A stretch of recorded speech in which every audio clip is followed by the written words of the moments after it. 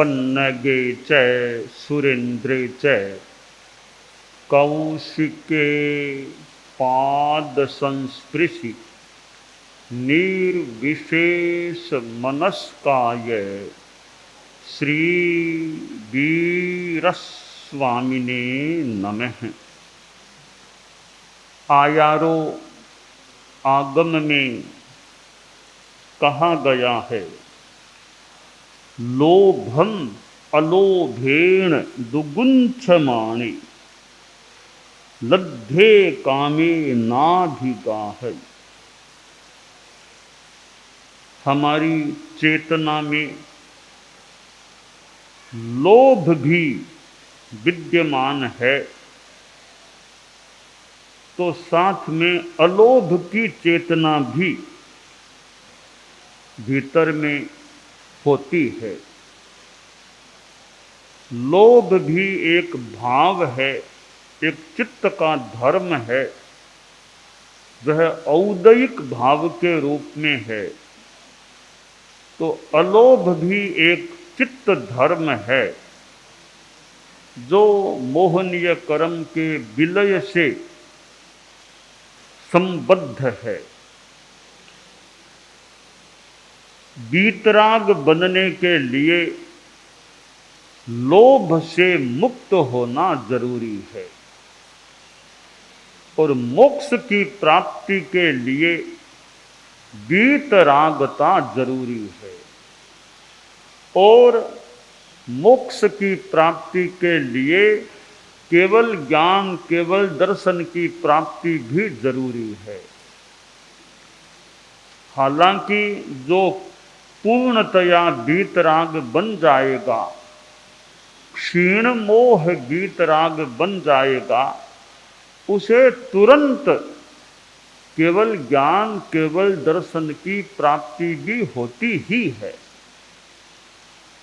परंतु वीतरागता के बाद केवल ज्ञान, केवल दर्शन की प्राप्ति होगी, तभी आगे मोक्ष मिलेगा। 4 अघाती कर्मों का भी नाश जरूरी है, अंतराय कर्म का भी नाश जरूरी है। यों 8 कर्मों से मुक्ति प्राप्त करना आवश्यक होता है। तो यह वीतरागता एक कसौटी है मोक्ष की प्राप्ति के लिए। एक तात्विक बात हमारे साधु साध्वियाँ भी है, वो तात्विक बात बताना चाहता हूँ और भी कई जानकार लोग, कोई सुनने वाले हो सकते हैं कि सम्यक्त्व की प्राप्ति के लिए दर्शन मोहनीय का विलय आवश्यक है और साथ में अनंतानुबंधी का विलय भी आवश्यक है। तो एक प्रश्न पैदा होता है कि सम्यक्त्व का संबंध दर्शन मोहनीय के साथ है, अनंतानुबंधी तो चारित्र मोहनीय का एक अंग है। तो सम्यक्त्व की प्राप्ति के लिए अनंतानुबंधी का विलय क्यों चाहिए? क्या मतलब है? मोहनीय कर्म के 2 प्रकार, दर्शन मोहनीय और चारित्र मोहनीय। सम्यक्त्व का सीधा संबंध दर्शन मोहनीय से है। तो सम्यक्त्व की प्राप्ति के लिए दर्शन मोहनीय का उपशम, क्षय, क्षयोपशम, यह तो बात एकदम बुद्धिगम्य है, वो जरूरी है। परंतु सम्यक्त्व प्राप्ति के लिए अनंतानुबंधी का भी क्षय, क्षयोपशम, उपशम वो भी होना होता है। उसके बिना भी सम्यक्त्व की प्राप्ति में कठिनाई। तो यह प्रश्न है भी कि दर्शन मोहनीय से संबंधित जो चीज है उसके लिए चारित्र मोहनीय के विलय की बात बीच में साथ में क्यों आती है? यह एक प्रश्न है। इस प्रश्न का एक मैं तात्विक उत्तर देना चाहता हूं हमारे बहुश्रुत परिषद के भी हैं मुनिवर, तो वो भी ध्यान से सुनकर समीक्षा भी कर सकते हैं। मैंने कुछ पढ़ा है, कुछ निष्कर्ष भी निकला है कि अब केवल ज्ञान प्राप्ति के लिए ज्ञानावरणीय का क्षय तो जरूरी है। केवल ज्ञान प्राप्ति के लिए ज्ञानावरणीय कर्म का क्षय तो जरूरी है, पर वीतरागता क्यों चाहिए? ज्ञान का संबंध तो ज्ञानावरणीय कर्म से है, फिर मोहनीय कर्म का क्षय हो और वीतरागता हुए बिना केवल ज्ञान नहीं मिलेगा, यह बात क्यों होनी चाहिए? केवल ज्ञान का आवारक तो ज्ञानावरणीय कर्म है, तो ज्ञानावरणीय कर्म क्षय होना जरूरी है। वीतरागता की क्या जरूरत है होना? उसके बिना भी केवल ज्ञान क्यों नहीं हो जाता? परंतु यह नियम है, ज्ञानावरणीय का क्षय होने से पहले मोहनीय का क्षय भी होगा, तभी ज्ञानावरणीय का क्षय होगा। मोहनीय का क्षय हुए बिना ज्ञानावरणीय का क्षय होता ही नहीं। यह एक क्रम है, सहज मानो कोई नियम है। तो केवल ज्ञान की प्राप्ति के लिए सीधा संबंध तो ज्ञानावरणीय के क्षय से है, पर साथ में मोहनीय का क्षय भी होगा, तभी ज्ञानावरणीय का क्षय होगा, वरना नहीं होगा। तो यह एक संयोग मान लें कि मोहनीय का होगा, उसके बाद ही ज्ञानावरणीय का क्षय होगा। जबकि सीधा संबंध केवल ज्ञान का मोहनीय क्रम के साथ नहीं होता है, वो अलग दर्शन चारित्र की बात, ये ज्ञान की बात है। तो जैसे केवल ज्ञान प्राप्ति के लिए मोहनीय कर्म का क्षय भी वो होता है, या उसके बिना ज्ञानावरणीय का क्षय नहीं होता, इसी प्रकार सम्यक्त्व का सीधा संबंध दर्शन मोहनीय से है, तो साथ में अनंतानुबंधी का भी विलय होता है, तभी वो दर्शन मोहनीय के विलय की बात साथ में हो सकती है। तो इस बात को यूं भी समझा जा सकता है कि ज्ञानावरणीय के क्षय की पात्रता चाहिए मोहनीय का क्षय। तो सम्यक्त्व की दर्शन मोहनीय के विलय की पात्रता मान ले, पहले पीछे मान ले, वो है अनंतानुबंधी का भी विलय। जैसे अब मान लो बीए करना है किसी को, तो कई जगह नियम बीए करने से पहले 12वीं पास होगा तो आगे बीए में जा पाएगा, सीधा बीए नहीं मिलेगा, पहले 12वीं पास करनी। इसी तरह केवल ज्ञान पाने के लिए पहले मोहनीय को क्षीण करना होगा, और सम्यक्त्व की प्राप्ति के लिए अनंतानुबंधी का भी विलय जरूरी हो जाता है। तो यह बात इस चीज का उत्तर देने वाली, समाधान देने वाली है कि सम्यक्त्व का संबंध दर्शन मोहनीय से है, फिर अनंतानुबंधी का साथ में विलय क्यों जरूरी होता है? तो यह एक मान लो नियम मान ले, पात्रता मान ले कि केवल दर्शन मोहनीय का क्षय है, पर साथ में कोई सहज प्रकृतिगत नियम है कि दर्शन मोहनीय के साथ जो भी पहले पीछे जो भी अनंतानुबंधी का भी विलय होगा ही होगा, उसके बिना यह सम्यक्त्व की स्थिति टिकने वाली संभवतः नहीं होती। तो यह एक तात्विक बात हो सकता है, यह बात कईयों को पता नहीं भी हो कि केवल ज्ञान के साथ जैसे मोहनीय का क्षय जुड़ा हुआ है, इस बात की इतनी जानकारी कईयों को नहीं भी हो। इस बात के साथ यह दर्शन मोहनीय, चारित्र मोहनीय की बात यूं जुड़ी हुई है। यह हमें प्राचीन ग्रंथ में भी इस प्रकार की एक बात, वृत्ति टीका साहित्य में भी इस प्रकार की बात मिलती है। तो कई साधु साधियों को भी धारणा हो अथवा न भी हो, तो मैंने वीतरागता की बात चली तो साथ में यह एक तात्विक बात भी प्रस्तुत करने का प्रयास किया है इसमें भी कोई सुझाव हो, करेक्शन की बात हो और हो, तो हमें कोई बहुश्रुत हैं, जानकार हैं, वे कोई चाहें तो हमारे पास ये वे अपनी बात भी पहुंचा सकते हैं कि इस बात में थोड़ा करेक्शन अपेक्षित है, ताकि मैंने जो आकलन किया उसके हिसाब से यही है कि जैसे केवल ज्ञान का संबंध ज्ञानावरणीय क्रम से है, फिर भी मोहनीय का क्षय भी जरूरी होता ही होता है। इसी प्रकार सम्यक्त्व का सीधा संबंध दर्शन मोहनीय से है, फिर भी चारित्र मोहनीय का एक अंग अनंतानुबंधी का भी विलय होना ही होना होता है। ये दोनों का मानो एक सहज है, एक संयोग है, प्रासंगिक है, एक संबंध है। कई बातें प्रासंगिक हो सकती है, कई आपस में जुड़ी हुई बातें हो सकती है। अब केवल ज्ञान है, अब जिसके मोह है, राग द्वेष है, उसे केवल ज्ञान जैसी चीज मिले भी कैसे? पात्र भी तो होना चाहिए ना, कि सिंगड़ी का दूध है तो उसके लायक पात्र चाहिए। तो इसी प्रकार केवल ज्ञान जैसा महासूर्य उदित होना है, तो उसके लिए वीतरागता की, क्षीण मोह वीतरागता की पात्रता चाहिए।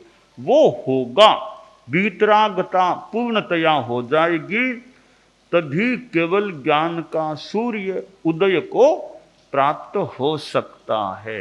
राग द्वेष वाले में केवल ज्ञान हो जाएगा तो वो पहले तो पात्रता ही मानो नहीं है, और केवल ज्ञान हो जाएगा और राग द्वेष मिटा नहीं, तो बिना राग द्वेष मिटे तो मुक्ति भी कैसे क्या मिल सकती है। तो जैसे केवल ज्ञान और वीतरागता का संबंध बनता है, इसी प्रकार दर्शन मोहनीय के विलय और चारित्र मोहनीय के अनंतानुबंधी के विलय का भी एक अपना संबंध होता है। यह एक मैंने बात ये प्रस्तुत की है।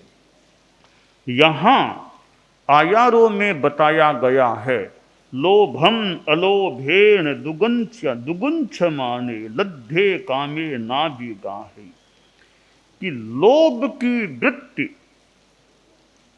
प्राणी में, सामान्य जीव में होती है। हम मनुष्यों में भी वीतराग आदि की बात को छोड़ दें, वरना साधु में भी लोभ का संस्कार, लोभ कषाय, यानी 10वें गुणस्थान तक लोभ रहता है।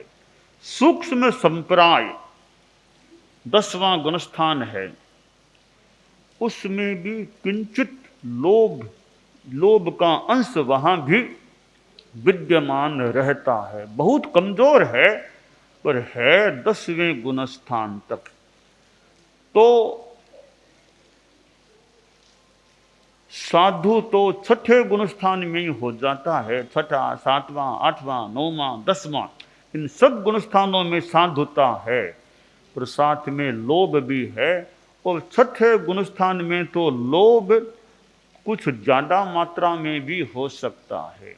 10वें गुणस्थान का लोभ तो बहुत ही अल्प है। वो योग रूप में तो है ही नहीं, वो तो कषाय रूप में, योग रूप में नहीं होता 10वें में।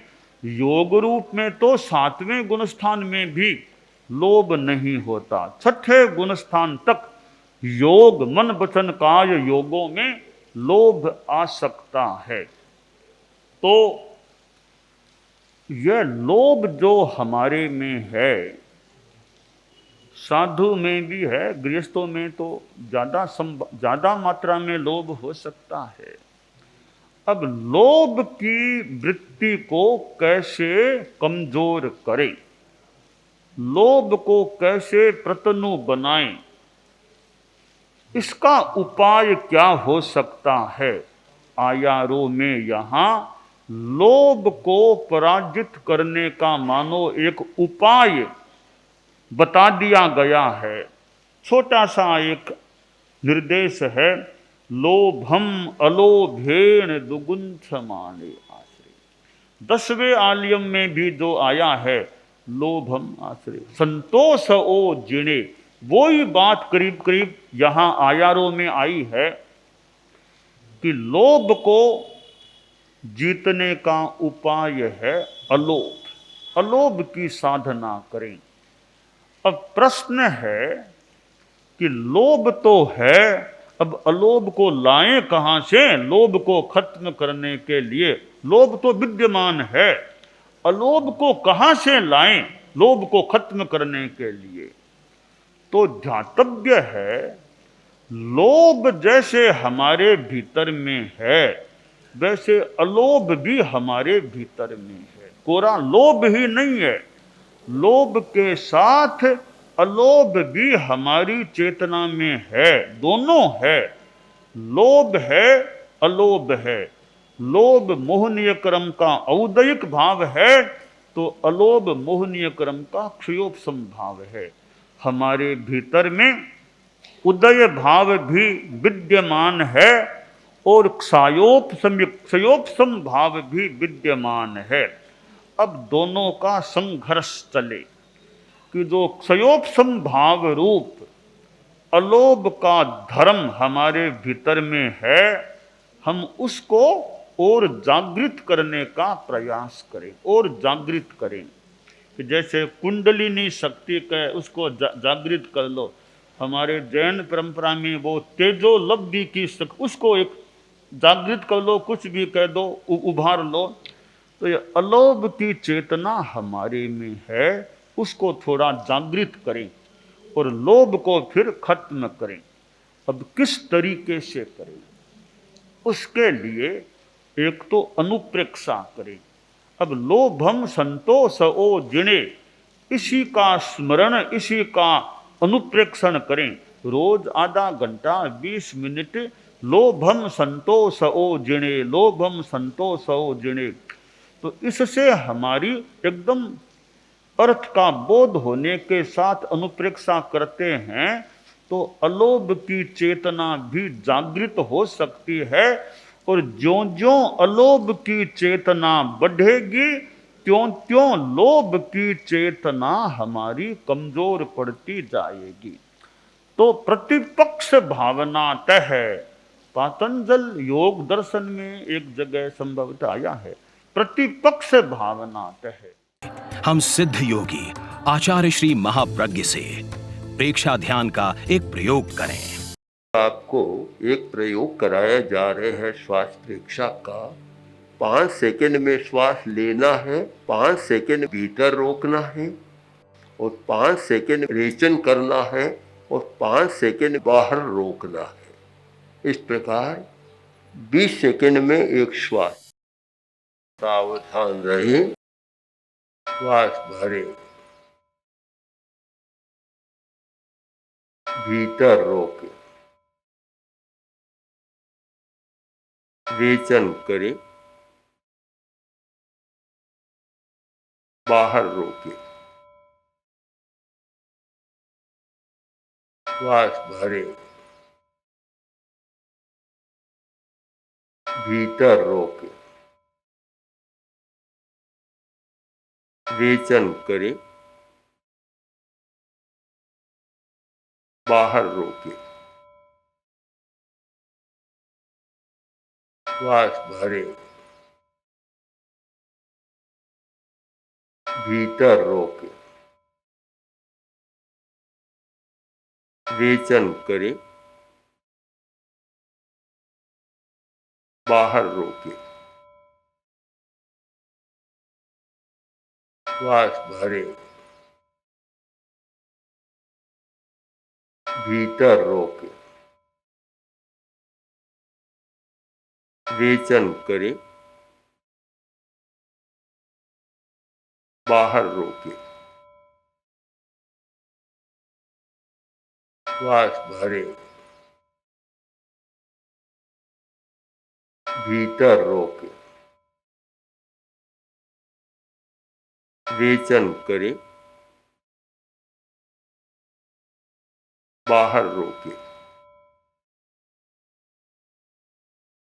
श्वास भरे, भीतर रोके, रेचन करें, बाहर रोके, श्वास भरे। प्रयोग संपन्न। तो ये ध्यान के बहुत छोटे प्रयोग कराए हैं और इनका स्वयं बार बार अभ्यास करें तो एक अच्छा अभ्यास हो सकता है। ओम आसम।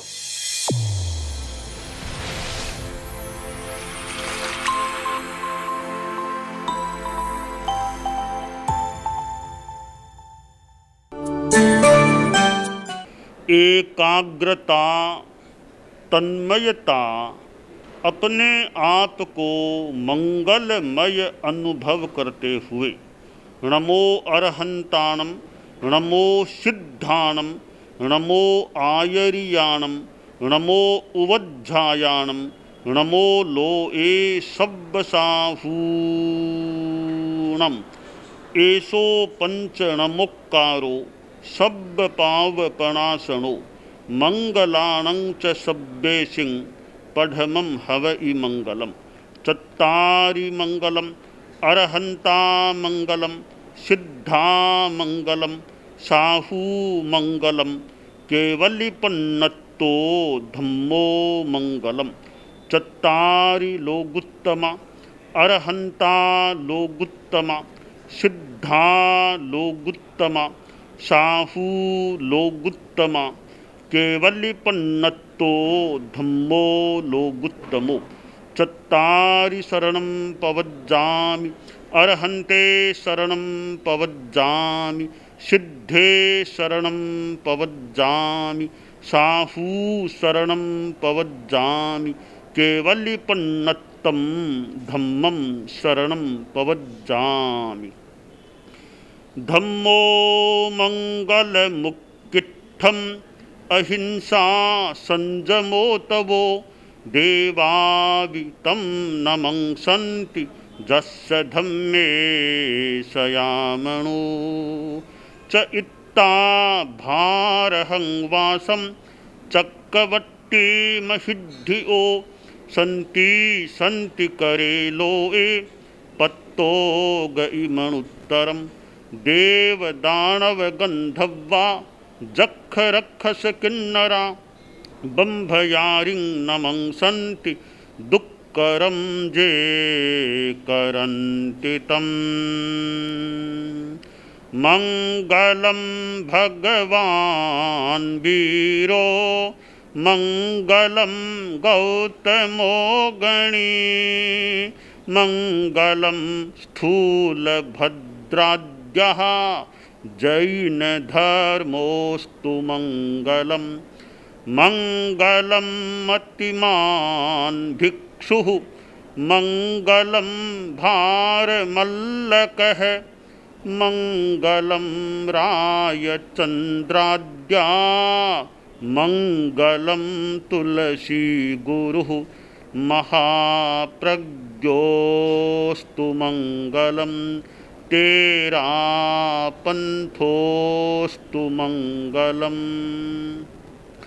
विघ्नहरण मंगलकरण, स्वामी भिक्षुनो नाम, गुण ओळख समरण किया, सर अचिंत्या काम। विघ्नहरण मंगलकरण, स्वामी भिक्षुनो नाम, गुण ओळख समरण किया, सर अचिंत्या काम। विघ्नहरण मंगलकरण, स्वामी भिक्षुनो नाम, गुण ओळख समरण किया, सर अचिंत्या काम, सर अचिंत्या काम, सर अचिंत्या काम। एक दिवसीय त्याग। आज के लिए धारणानुसार त्याग।